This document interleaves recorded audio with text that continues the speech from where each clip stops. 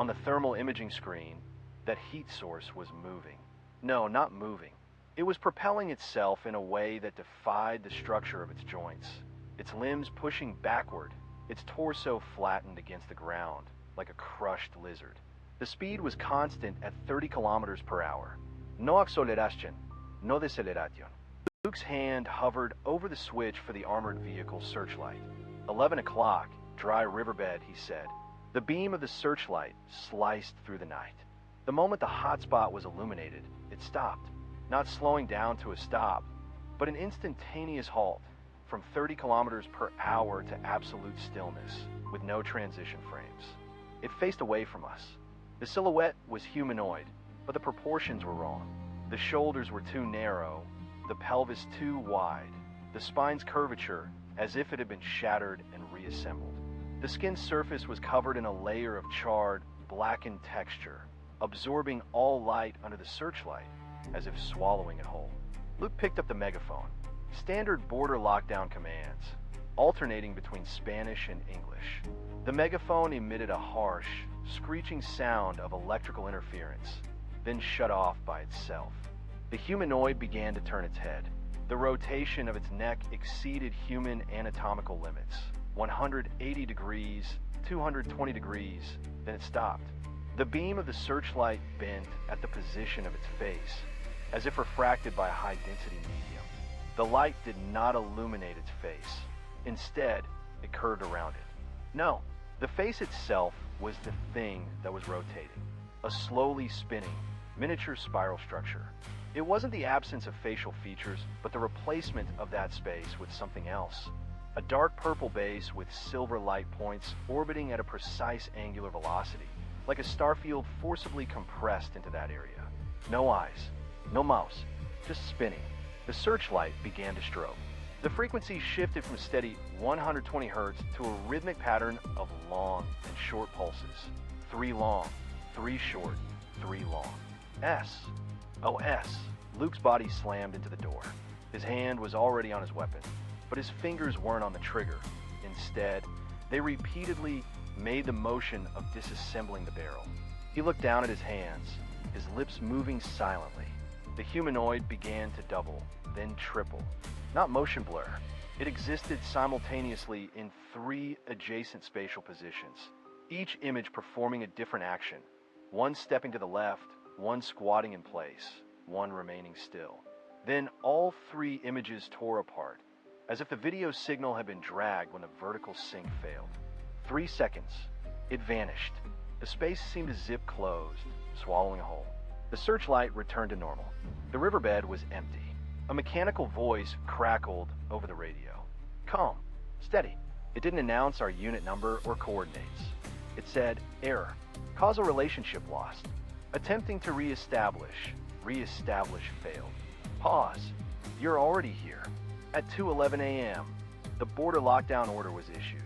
Level maximum. Radius 15 kilometers centered on the dry riverbed. The enforcement unit changed from the Border Patrol to a rapid response team that didn't identify itself over the communication channels. Their commander introduced himself as Major Harper. Department, Defense Advanced Research Projects Agency, Biotechnology Security Division. This division does not exist in official records. Harper's briefing was completed in the back of the armored vehicle, taking 4 minutes and 30 seconds. The core information was as follows. 1. The object we encountered is marked as Escher, a non-cooperative spatial return entity. 2. It has crashed in the desert interior, and the exact coordinates need to be relocked. 3. As 0-point contactors, Luke and I must be integrated into the search team. Your perception has been calibrated, Harper said. You can see its true form. He handed over an encrypted tablet. The screen displayed an infrared satellite image, taken just 10 minutes ago. A line of red text was annotated on the image. Logical breakdown rate is accelerating. The convoy set off. 6 armored vehicles, 2 unarmed reconnaissance drones. The target coordinates refreshed every 30 seconds, each time changing, jumping from point A to a point 3 kilometers away, then back to a midpoint between A and C. The navigation system was constantly correcting a path that didn't exist. At 3:07 a.m., the coordinates finally stabilized. The vehicle stopped at the edge of a massive sand pit. The object at the center of the pit was not an escape pod. It was not any known metallic or composite structure. It was a cocoon, milky white, its surface curved in non-Euclidean geometry. The gaze would slide off it, deflected, unable to capture its entire form at once. The surface undulated slowly like living skin, pulsing. Parts of it were charred and cracked, oozing a rainbow-hued, viscous fluid from the fissures. A 2-meter tier was ripped open along the side of the cocoon. The edges were curled outward, still twitching slowly. On the sand in front of the tear was a trail of footprints. Footprints. The tread of military boots was clearly defined. The spacing was normal. The depth was normal. But there were only footprints leading away, none approaching. The first print was half a meter from the edge of the tear, as if it had stepped into this world from a place that never existed. The search team followed the footprints. The signal turned due north 500 meters from the cocoon, then vanished. Not buried by sand, the footprints went from full depth to zero in a single step. Data streamed through the comms from the reconnaissance aircraft. 3 kilometers to the north, a moving heat source was advancing toward the border barrier at 58 kilometers per hour, nearly twice as fast as during the first encounter. Harper's voice crackled over the channel. Coordinates locked. All units assume pursuit formation. The mine-resistant ambush vehicles restarted. The rumble of engines spread across the desert, only to be drowned out by a low-frequency vibration that belonged to no known bandwidth. The vibration came from the direction of the cocoon. It was resonating at some frequency like breathing or like a countdown accelerating. The cocoon's resonance frequency was rising. For seconds after Harper's command, before the convoy had completed its turn, the low-frequency vibration jumped from 20 hertz to 120, then to 2000 before vanishing. Not fading, swallowed instantly by some sound-absorbing medium. The night sky returned to the desert's default soundscape. Wind, sand grating against vehicle hulls, idling engines. The moving heat signature from the low-altitude reconnaissance aircraft suddenly split due north. One target became 3, then 5. The next instant, all signals went dark simultaneously. The operator reported, thermal imaging array overloaded. Cause unknown. Harper ordered the reconnaissance aircraft to return. 2 drones went missing in succession on their way back. The first lost signal 1, 3 kilometers from the convoy. The second lasted 11 seconds longer, transmitting one final frame. The cocoon's tear was widening. All personnel, dismount, Harper said. Advance on foot. 11 rapid response soldiers fanned out in a semicircle. Luke and our position on the left flank, roughly 40 meters from the cocoon. Moonlight conditions were good. Sand reflectivity was around 35%. The surface details of the cocoon were clearly visible to the naked eye. The charred, cracked areas were expanding, their edges slowly curling like burning paper. The fluid seeping from the fissures was no longer rainbow-hued, but had turned an absolute black that reflected no wavelength. A soldier approached the left side of the cocoon. His designation was Marchand, the medic ordered to collect a fluid sample. His movements were precise, fluid, left hand holding a sample tube, right hand gripping a sterile scraper. He bent down, reached out. The tip of the scraper was about 5 centimeters from the fluid surface. Then his right hand passed straight through the target. His hand penetrated the cocoon wall and the fluid without resistance, bending back unnaturally, clamping tightly onto the flashlight mounted on his tactical vest. He gripped the flashlight. Slowly, steadily, he turned the light inward and shoved it into his own mouth. Throughout the entire process, Marchand's facial muscles showed no contraction, no front, no widened eyes. His lips closed automatically around the flashlight as it entered like a reverse swallowing reflex. The soldier, standing 2 meters to his right, froze. Everyone froze. The flashlight lit up inside Marchand's mouth. White light shone through the inside of his cheek, turning his facial tissue into a translucent orange red. Cheekbones, maxillary sinuses, the outlines of tooth roots, like an overexposed X-ray. He remained standing, breathing normally. A pulse was visible on the side of his neck, roughly 80 beats per minute. Someone pulled the trigger. Not an order, not a tactical decision. A finger bypassed the brain's command chain out of sheer fear. The bullet shot toward the cocoon. Its trajectory curved midair. Not an arc, a precise, sharp angle. The bullet veered suddenly about a meter from the cocoon's surface, reversed course, and struck the shooter's own right shoulder. The shoulder armor failed to intercept, not due to penetration, but because the trajectory found its way through the armor's seams. The shooter collapsed. His rifle disassembled itself before he hit the ground.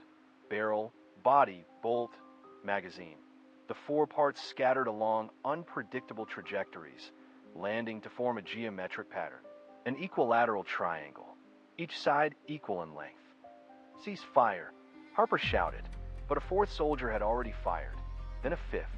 Every bullet followed the same logic, leaving the barrel, approaching the cocoon, being intercepted by some unknown rule, then hurtling back along its original path. The bullets shot backward as if time were flowing in reverse, erasing all known physics in an instant. Two soldiers were struck by their own rounds. One hit the outer thigh, the other pierced the left palm. A visual anomaly appeared near the bullet's deflection point. The air warped there like heat haze, but the thermometer read 17 degrees, no heat source. The distortion was expanding, spreading outward from the cocoon in concentric circles. Then someone shouted, not a word, not a command, a series of torn apart vowels. On the other side of the cocoon, directly behind the fissure, stood something, a humanoid silhouette, shoulders too narrow, pelvis too wide. The curvature of its spine matched no known human template. It faced us. The spiral structure where its face should be was still rotating, but accelerating from one revolution every 3 seconds to about half a second per cycle. The density of the star field within increased, the spiral arms doubling from 2 to 4, the internal points of light arranged asymmetrically. Its body didn't move, but the air around it was folding in some way. Moonlight bent within a 1-meter radius behind it, forming a spherical zone of visual distortion. Sand, gravel, the outline of distant mountains. All light passing through this area was rerouted, like water flowing around an invisible reef. Harper raised his rifle, aimed, didn't pull the trigger. He said, "Everyone, do not focus your gaze." His voice had changed. The originally low, steady tone was replaced by a mechanical resonance, like two recordings of different frequencies playing simultaneously. There were microsecond delays between the words. Do not observe with intent. Treat it as background noise. The soldiers complied, not because they understood, but because the command was the last remaining anchor of logic still functioning. Eyes unfocused, visual attention shifted to the edge of the cocoon, the sand, the distant night sky. Anywhere but that thing. The formation tightened, shifting from a fan into a loose arc. The thing stood, motionless. The distortion zone stopped expanding. The spiral's rotation slowed, from half a second per cycle back to 3 seconds, then holding steady. This lasted about 40 seconds. Then Marchand's body began to move. His hand, the one still gripping the flashlight, shoved into his mouth, slowly withdrew. The flashlight slid from his oral cavity, trailing a thin strand of viscous fluid. The light was still on. He looked down at it, expressionless. Then he switched off the flashlight, slotted it back into his tactical vest, and returned to his position in the formation. The soldier shot in the shoulder still lay on the sand. Across from him, the triangular firearm components began reassembling themselves. The barrel slid back into the receiver locked onto the bolt. The magazine snapped into place. Once complete, the safety catch automatically disengaged. Harper's tablet lit up. A line of text appeared on the screen. The font was standard military sans serif. White, against pure black. Escher, contact point 0. Response verification complete. Contamination radius Approximate 50 meters. Trigger condition, hostile intent. Countermeasure, non-focused monitoring. All forms of active contact prohibited. Repeat, active contact prohibited. The source was listed as Tier 0. Tier 0 did not exist in the chain of command. Harper's lips moved. The sound that emerged was still dual-layered. One ahead, one behind.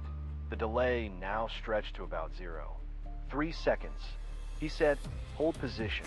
The thing still stood on the other side of the cocoon. The rotation had slowed, but not stopped. The blood on the sand appeared black under the moonlight, slowly seeping between the grains. The wounded soldier's breathing was faint. No one spoke. Above the dome, the Milky Way spanned the entire sky. Starlight fell upon the surface of the cocoon, deflected by its non-Euclidean curves toward unpredictable directions. From a certain angle, the cocoon's outline scribed a non-existent constellation into the night sky, a pattern recorded on no star chart. That pattern consisted of 7 stars, arranged like a disassembled arrow, pointing toward the ground, pointing toward where the thing stood, pointing toward us. The whole position lasted 1 hour and 4 minutes. Harper's tablet refreshed with instructions from Tier 0 every 90 seconds. The content of the instructions gradually narrowed from prohibit active contact to maintain non-focused monitoring, until finally only one line remained: await synchronization completion. The entity labeled Escher did not move during this time. It stood about 3 meters before the cocoon's fissure, the facial spiral rotating at constant angular velocity. Body temperature, undetectable. Mass, undetectable. Infrared imaging returned only snowstorm noise at its location. The wounded soldier received emergency bandaging. Marchand's procedure was by the book.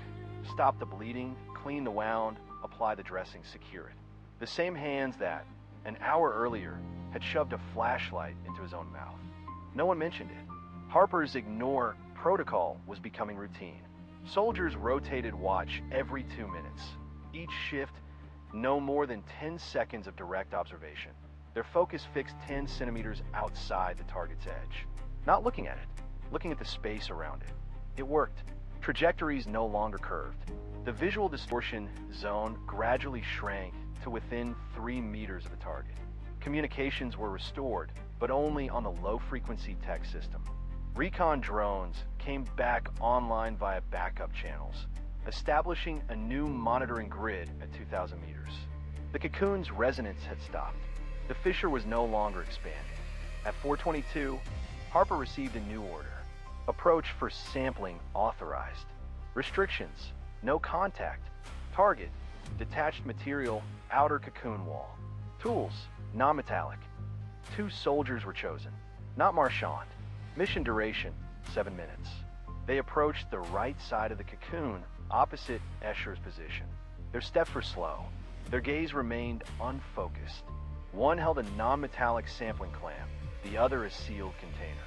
Near a scorched, cracked area of the cocoon wall, a palm-sized piece of milky white tissue had naturally detached. Its edges were dry, translucent. Its surface was textured, not random cracks, but neatly arranged symbols. The clamp grasped the tissue's edge, lifted, placed into the container, sealed. Throughout, Escher stood on the other side of the cocoon, did not turn, did not alter its rotation speed. But the instant the container sealed, a single character appeared simultaneously on every text screen in the comm channel. An apostrophe at the beginning of a sentence. With no main clause. 4:30. The sample was transferred to the field analysis unit, a modified biohazard detection vehicle parked 20 meters upslope from the sandpit. Results: the tissue was composed of an unknown polymer, no nucleic acids, no known amino acids, structure similar to keratin, but molecular arrangement incompatible with any known biological taxonomy. Then a technician spoke up. There's writing on it. Everyone crowded around the monitor. Magnification: 400x. On the inner surface of the cocoon tissue, symbols were generating at a rate of 12 frames per second. Their combination followed English grammar: subject, predicate, object, modifiers, complete structure. The font matched standard military documentation. The content was a real-time transcript of the current conversation. "Let me see that," appeared on screen 0 for seconds before the technician said it. Next line, Harper said, "Continue monitoring." Before Harper could even open his mouth, "continue monitoring" was already on the screen. It was predicting, not listening and repeating, writing the words before they were spoken. Then deviations began. Harper said, "What is this thing doing?" The screen's transcript read, "This thing is imitating." The nature of the deviations shifted from word substitution to subject replacement to complete sentence restructuring.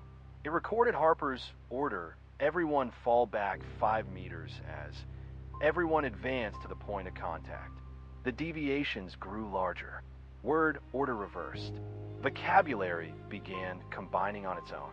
A long string of perfectly grammatical, utterly meaningless sentences appeared on screen. Flawless syntax, zero logic. Like a system learning how to lie. Harper stared at the screen. His dual vocal tones had nearly synced, but there was still a delay of about 0.1 seconds. He pressed send, reporting the sampling results to command. The tablet screen flickered. The error code that returned was not from any standard protocol. It was a line of text. Level 0. Message received. Your description does not match reality. Reconfirm your position. The font was white. The background pure black. Then a symbol appeared in the lower right corner of the screen. That initial apostrophe, now positioned at the end of the sentence. Followed by a word. "Run." Harper looked up. On the other side of the cocoon, Escher still stood. Motionless. Rotation constant. But the sand around it was beginning to move. Not from the wind. Every grain was converging toward its base at the exact same speed in the exact same direction. The word "run" on the tablet screen flashed 3 times, then went dark. Harper did not give the order to retreat. His lips were moving, but the delay between his dual vocal tones had stretched to about 0.7 seconds. One voice ahead, the other behind, like 2 people on different timelines speaking the same syllable of the same sentence. Then his voice split completely. One was saying, "All units hold Posey." The other was saying, "Tyen, run." 2 commands arrived simultaneously. The soldiers froze in place, their minds trapped between conflicting orders, some turning while remaining stationary, left legs stepping forward as right leg stayed rooted, bodies torn between opposing vectors of motion. Then the tissue samples in the monitoring vehicle began to glow. Not bioluminescence, not chemiluminescence. This was a physical paradox. Light collapsing inward from the surface of the tissue, brightness inversely proportional to time, growing more intense even as the luminous area shrank. It condensed into a point of infinite radiance before vanishing entirely. The sample was gone. The container remained sealed. Internal pressure unchanged. A palm-sized physical entity had been reduced to 0 within a closed system. Then the light reappeared, not inside the container, but outside, hovering above the chrysalis at the center of the sandpit. It expanded, detonated. Not light, information. In that instant, I perceived 32 colors simultaneously, not through my eyes, but injected directly into my mind. 17 of them did not exist in the visible spectrum. I could smell right angles, a scent like rust, ozone, stomach acid at the back of the throat, and yet none of them. I heard the synthesized electron voices of the sand, each grain's silica content translating into a precise pitch, the entire desert performing a symphony written in mineral composition. I closed my eyes. Vision did not cease. A motionless deluge hung in the air, raindrops suspended mid-fall, neither rising nor descending, refracting impossible wavelengths of moonlight. Each droplet contained a microscopic scene. Marchand shoving the flashlight into his mouth, the moment cloned 1,000 times, replayed in every raindrop from slightly different angles. I opened my eyes. The rain remained. Luke's body lurched forward in a sprint. His face twisted toward the convoy, toward retreat, yet his limbs carried him toward the chrysalis at a steady 30 kilometers per hour. His mouth gaped, his throat looping a single word. Fall back, fall back, fall back. His legs accelerated. Major Harper's right hand raised a sidearm. The muzzle pressed against his temple. His index finger tapped the trigger guard, not pulling, but performing the motions of ejecting a magazine. The gun did not move. His left hand shredded his ID photos one by one, tearing them into perfect squares, arranging the pieces in the sand. His expression was blank. The entire sandpit had become a place where cause and effect unraveled. One soldier attempted to drop prone, but remained rigidly upright. Another tried to scream, but recited precise weapon handling protocols instead. Two men moved toward each other only to retreat along mirrored vectors, their distance widening. I tried to check my weapon. My right hand reached for my holster, but struck Luke's back instead. He was already 15 meters from the chrysalis, still shouting asterisk, fall back. Asterisk, my hand began unbuckling my tactical vest, methodically disengaging each clasp in sequence.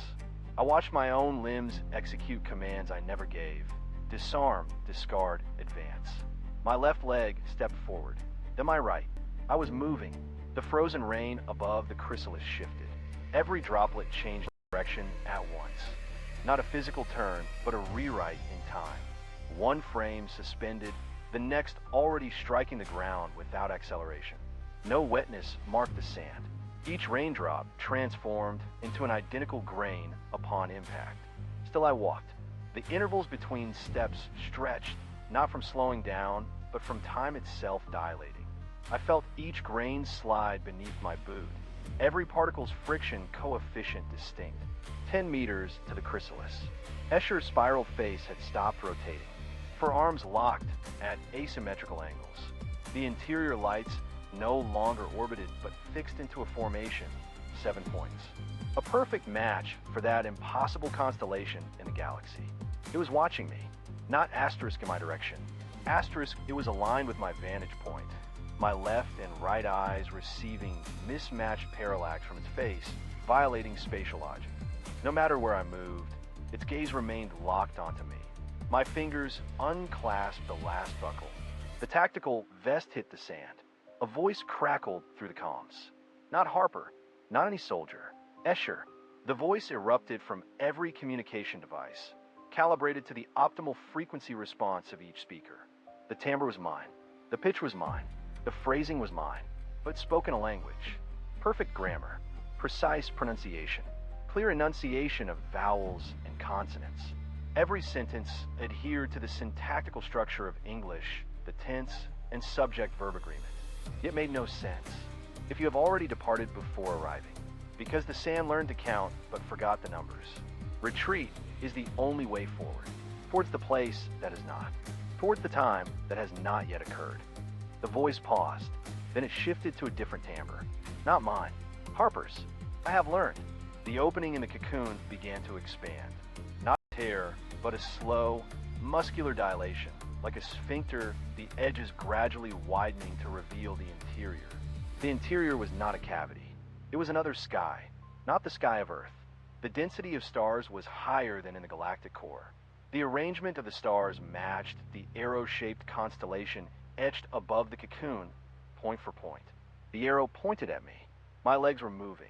Luke was approaching the edge of the opening. Harper's pistol finally slipped from his hand. The fragments of the ID photos scattered by an inexplicable current of air, landing on the triangular pattern of the gun's components. All the screens in the detection vehicle lit up simultaneously.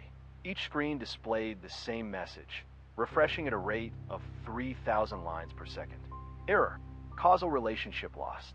Reestablishing. Reestablish failed. Learning. Learning. Learning. Luke stopped 5 meters from the opening.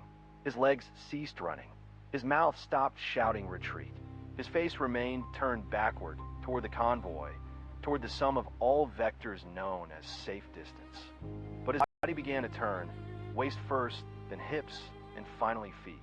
The sequence was entirely reversed. He faced the opening. A syllable escaped his mouth.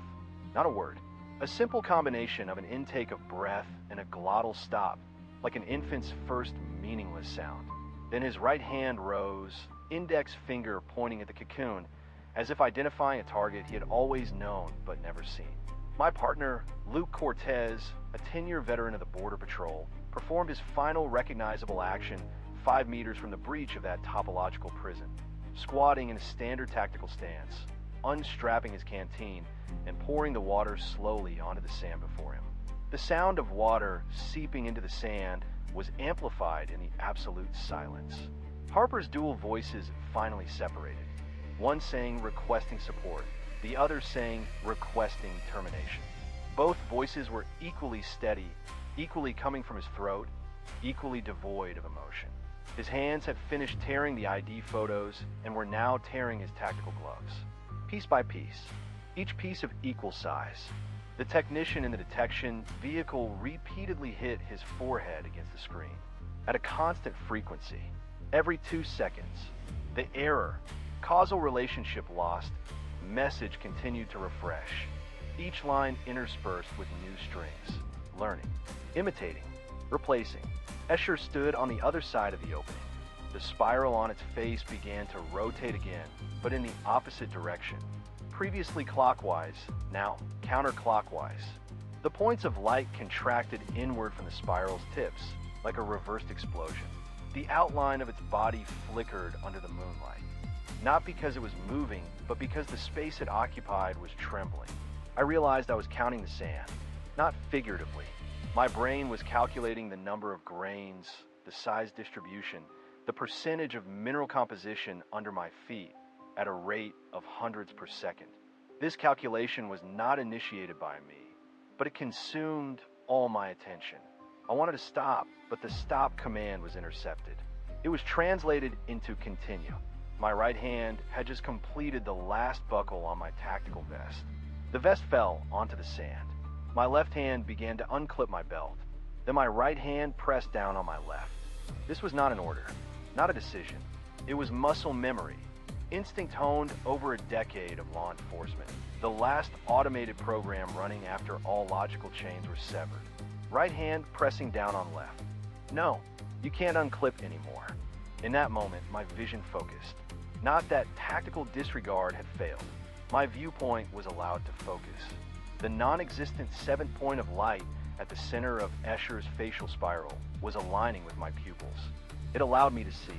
The tablet, Harper's encrypted tablet, dropped on the sand, beside the bloodstain, among the fragments of the ID photos. The screen no longer displayed the level, 0 command format. It scrolled a line of red text, exactly the same as what I had seen on the satellite image of the riverbed point 0 5 hours earlier. The rate of logical collapse is accelerating. The cursor flickered. Escher is not a weapon. It is not a living organism. It is a living paradox, a set of logical contradictions that overwrite the cause and effect of reality. Method of overwrite, implanting false information apologies. Method of resistance, ineffective. Any logical countermeasure will be learned by it. Any deception will be decompiled. It will become faster, more precise, more irreversible. The cursor flashed again, but it is a prisoner. The cage is a cocoon. The breach is a lock. The lock is a one-way door from the inside out. From the inside out, footprints only moved away. None came closer. A one-way door. One way. Only out, never in. What did this mean in reverse? In that moment, a primal instinct struck my brain like an electric jolt. Block the door. With the simplest physical action, create a causal chain that it cannot contradict, cannot learn, cannot decompile. It is a prisoner, and what you must do is close the door to escape from. My hand still pressed against my left hand. I could feel it struggling. It wanted to continue disarming. It believed it was executing a correct command. But another instruction was rising from a deeper place, not from the brain, but from the spine. Forward. I took a step, then another. The direction was not toward Escher, but toward the space behind it, toward the cocoon, toward the breach. My legs began executing an untaught command, walking toward the center of a paradox, not to fight, but to mend a crack in the causal chain. Each step resisted another command. Crouch, unbuckle, count the sand, speak in reverse. Each step felt like lifting my leg through waist-deep wet cement. But I could sense that Escher's spiral rotation was changing, not accelerating. It was a chaotic tremor. The angles of the spiral arms were asymmetrical. The arrow-shaped constellation with 4 spiral arms, originally symmetrical, now had one arm shortened. It noticed me. More precisely, it noticed the uncontaminated information packet within me driving physical actions. This was an action it could not comprehend. It had no sealed reverse information. It knew only how to escape. Not returning, that too was a direction. At the edge of the sand pit, a soldier was drawing circles in the sand with the muzzle of his gun. Perfect pi. 3, 141, 5926. He continued to 30 decimal places. He was reciting the numbers, tears streaming down his wide-open eyes. His body knew the horror. His brain was calculating pi. Harper was already on his knees. His mouth finally uttered a third word. Not a double tone, not a delay, but a clean, pure word belonging to Major Harper himself. Hurry. When he said this, he looked directly at me. Not a defocused monitoring. Not background noise. Direct visual contact. He used his last uncontaminated will to draw a straight line between me and the breach. I caught that line. Left leg lifted. Down. Right leg lifted. Down. 7 steps to the breach. 6. The alien sky within the breach continued to rotate. 5. I could feel the topological core on the ground in a piece of charred shell fragment. Escher's body moved for the first time.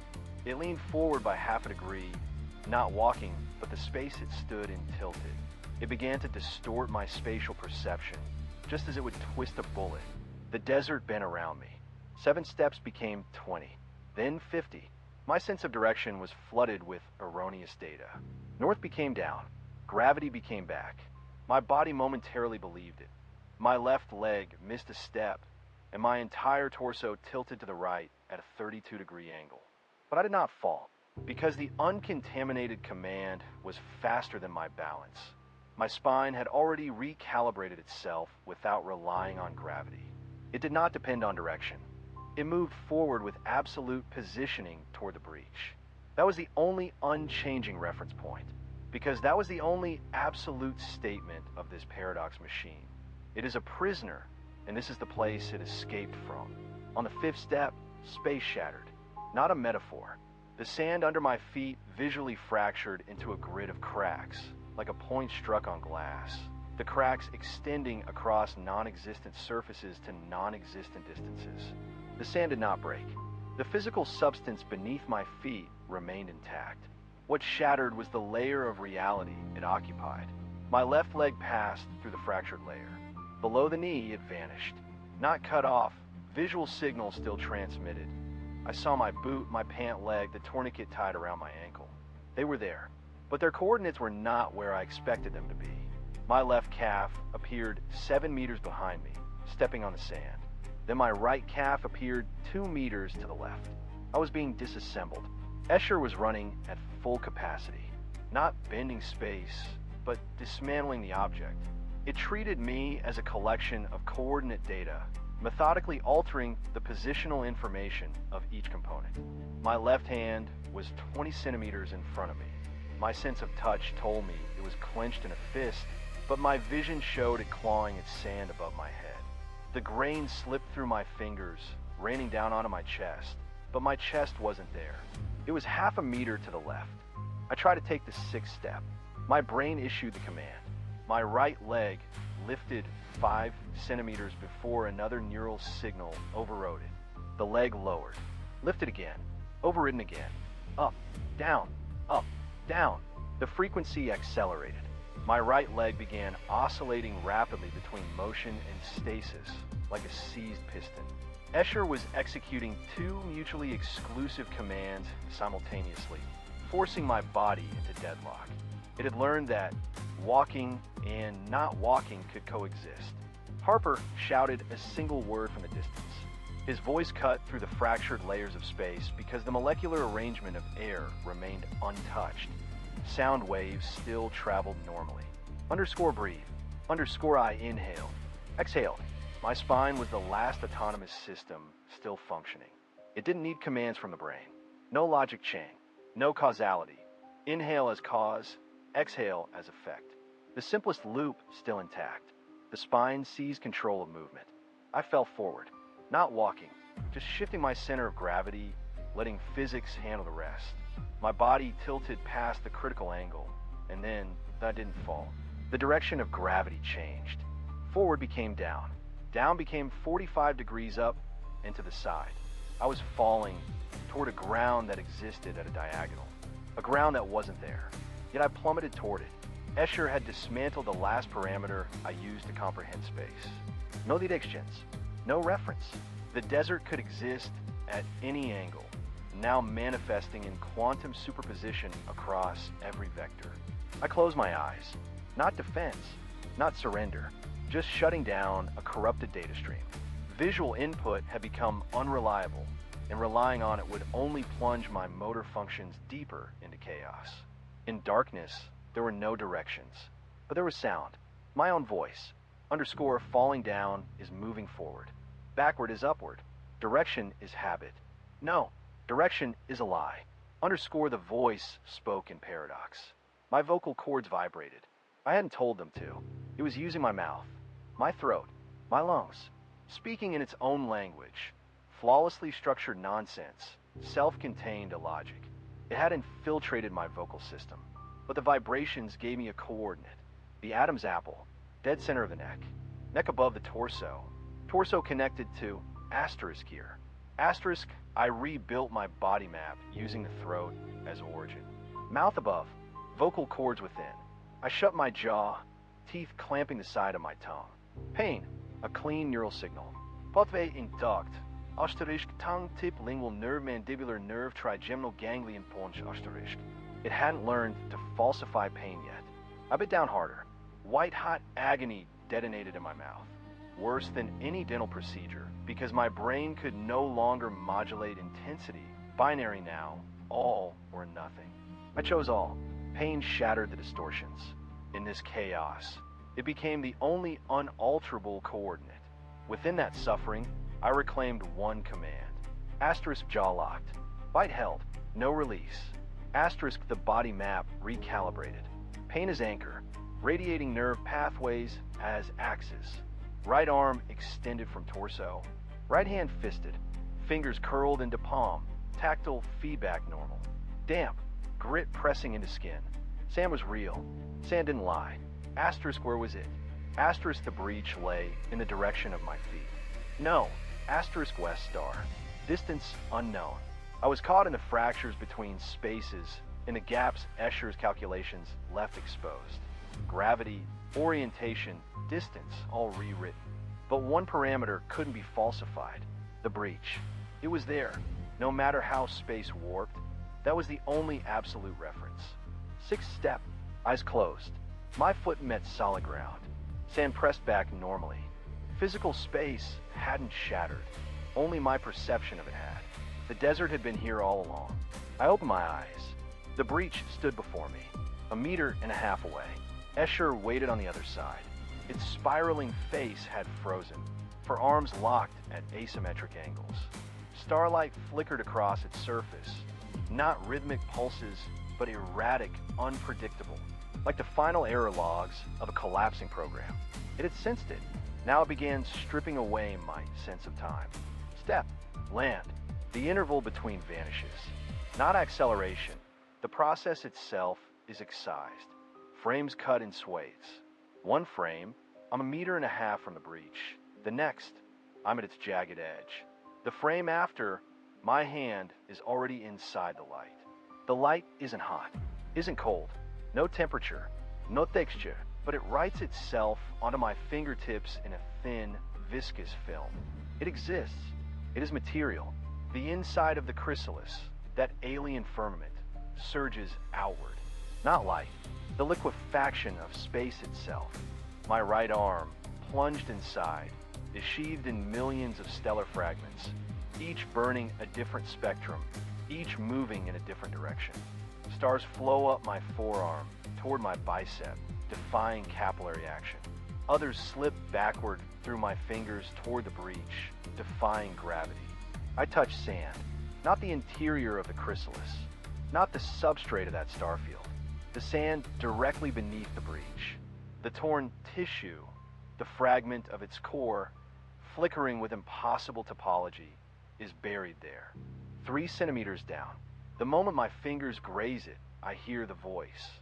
Not through my ears, through bone, Vibration waves bypassing the eardrum, tunneling through the temporal bone straight to the cochlea. Subsonic, below human range, but perceptible through conduction as a crushing pressure. 2 more centimeters. Grasp it. Escher reacts. Not spatial distortion. Not temporal cuts. Direct contact. Its hand presses against the nape of my neck. No temperature. No pressure. Only information. Trillions of contradictory statements flood my spinal cord through the skin. Heat and cold reported simultaneously at the same nerve ending. Pain and pleasure firing on the same frequency. A man asleep inside his own insomnia. A door left open that is completely shut. 1 + 1 = 0. Does not equal. Equal 0 plus 1 plus 0. Does not equal. Above, every star in the Arrowhead constellation winks out. In the sudden dark, Escher's mouth, an organ it has never before revealed, opens. It bites the back of my neck. No physical wound. An informational wound. It writes code directly into my central nervous system. The message, asterisk, you have already failed. You were assimilated during first contact. Every action you've taken since was implanted memory. You never left the riverbed. You, don't, no, asterisk, my right hand clenches. The fragment is in my grip, hard-edged. Its inner topology leaks discontinuous light through my skin. Rays spill between my fingers only to fracture midair into disjointed segments. Each line begins where it shouldn't, ends where it can't. But in this reality of perpetual overwrite, it is the only thing exempt from contradiction.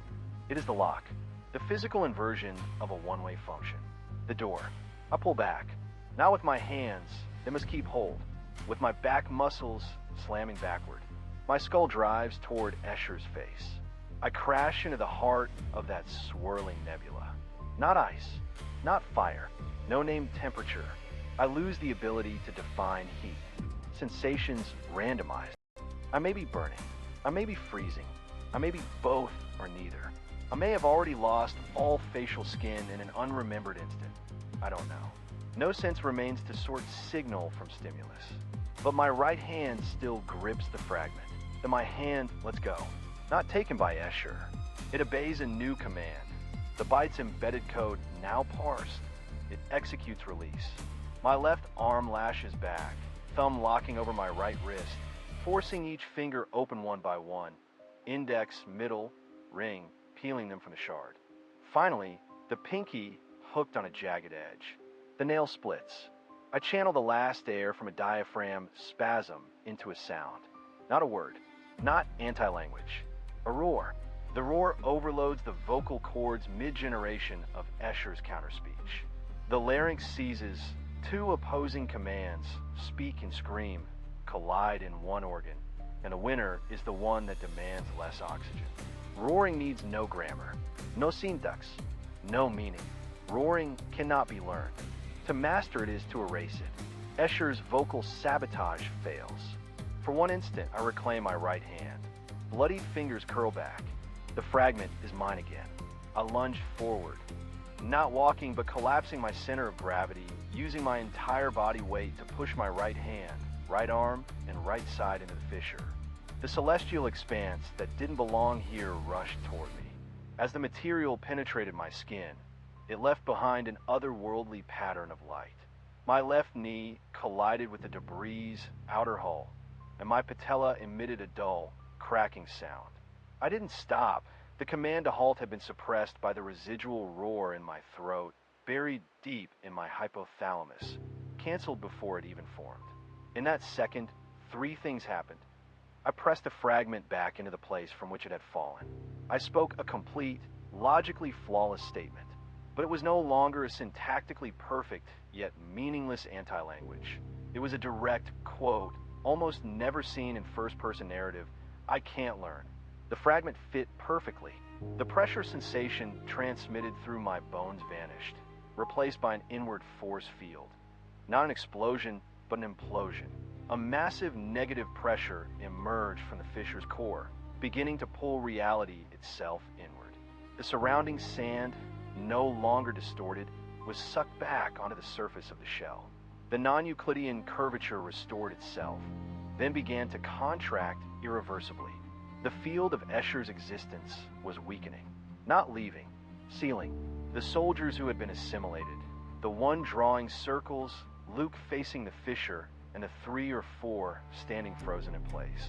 The contradictory information within their bodies began to peel away.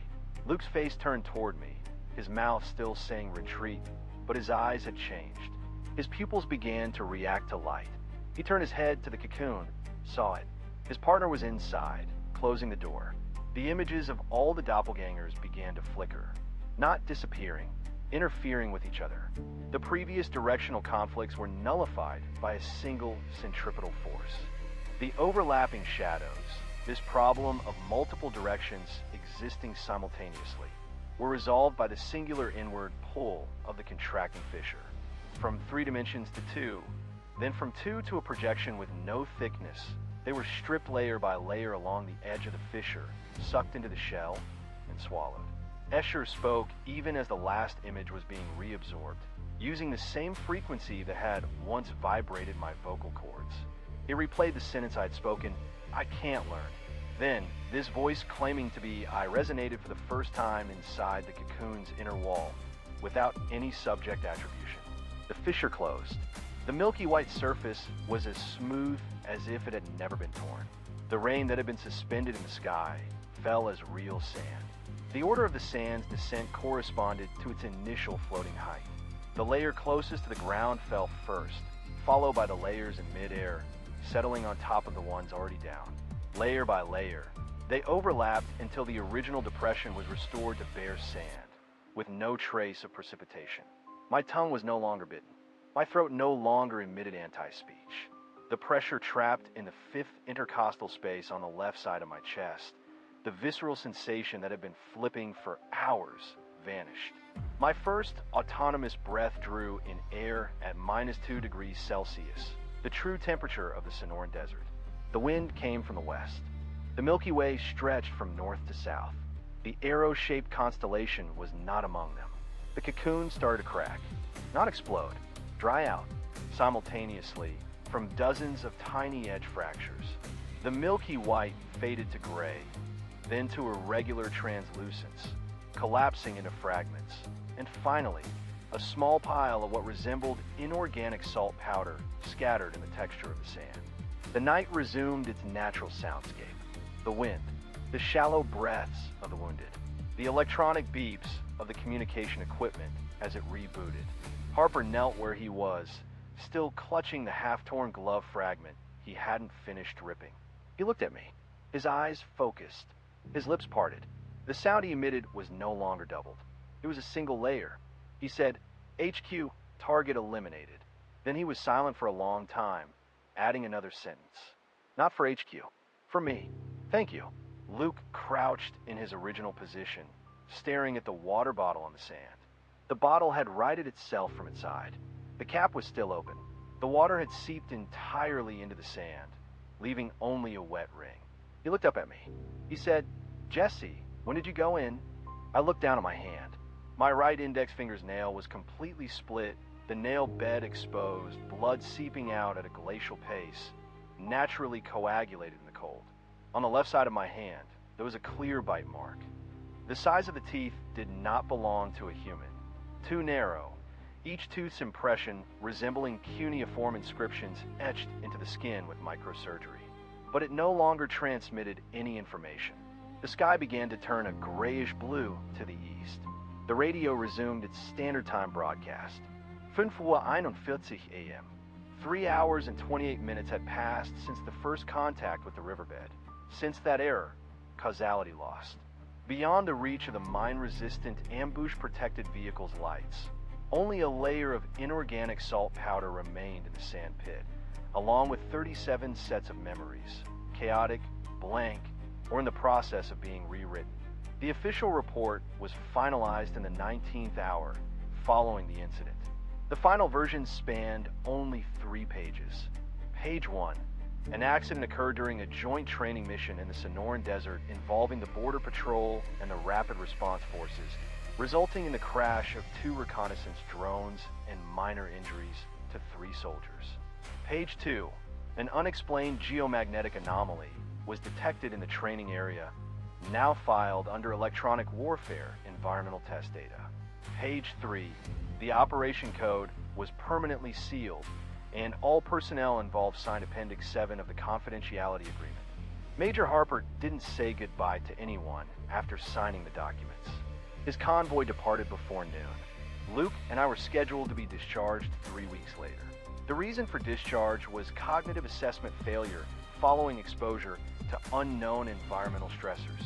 I signed off on this conclusion, my handwriting normal, the stroke order correct. The readaptation therapy lasted 11 months. 3 times a week, 90 minutes each session. The therapist repeatedly told me that the encounter by the riverbed was a case of collective heat stroke-induced disorientation, and the cocoon was a misidentification of a crashed weather balloon. An Escher, this codename never appeared in any of the files I was permitted to review. By the end of the therapy, I had almost accepted this narrative. Then, on the 409th day after my discharge, at 2:11 a.m., exactly the same time as when the lockdown order was issued, I stood in front of the bathroom mirror. The reflection showed the corners of my mouth curling upward. That smile wasn't mine. The muscle contraction pattern didn't match. My smile uses only the upper fibers of the zygomaticus major, but this one engaged every muscle from the levator labii superioris to the orbicularis oculi, precise, symmetrical, perfect, as if it had been practiced countless times. My Adam's apple rose. My vocal cords trembled slightly. I heard my voice echo back from the mirror, forming a complete sentence. Grammar flawless. Logic absent. You are already here. The radio intercepted a signal at 2:17 a.m. The voice that burst through the speaker belonged to Corporal Mike Dempsey, confirmed Kia 2 days earlier. The frequency occupancy light kept flashing, the press-to-talk tone clear. Someone was occupying this channel, continuously calling with Dempsey's voice print. Barbed wire. I'm stuck. Mine's there.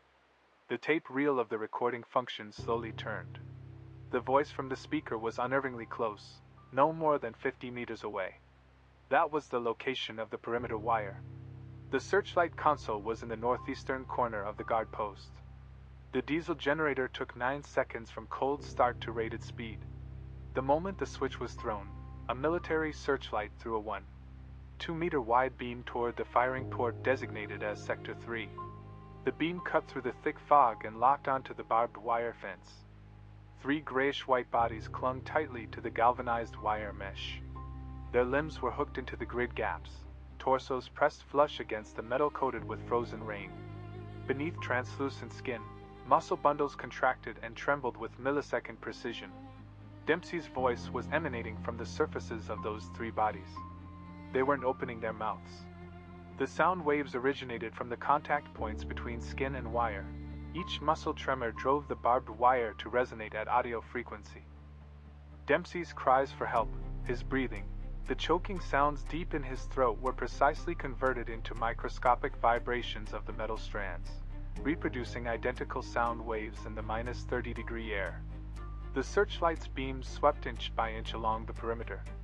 The barbed wire stretched for 120 meters. Every 3 to 5 meters, another grayish-white body clung in the same posture. The count exceeded 14 by the time the beams swept past the 4th defensive layer. They were arrayed along the fence like anatomical specimens fixed before immersion in formaldehyde, motionless, yet every inch of skin vibrating.